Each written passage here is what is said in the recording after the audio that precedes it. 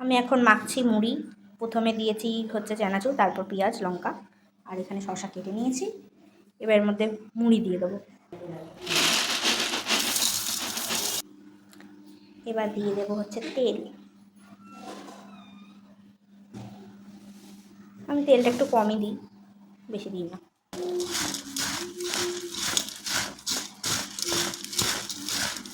এইরকম করে মুড়ি মাখা খেতেই ভালো লাগে। আমরা এখন খাচ্ছি চা আর হচ্ছে মুড়ি। চিয়ার্স। আর আমার মুড়ি এখানে, আমারটা একটু সস দিয়ে মাখা। তোমরা কারা কারা মুড়ি সস দিয়ে মেখে খাও আমাকে জানিও। আমার মা তো ভীষণ রেগে যায় সস দিয়ে যখনই মাখি মুড়িটা। খেতে কিন্তু একটু সস দিয়ে খেলে একটু চাটনি চাটনি ফ্লেভার আসে।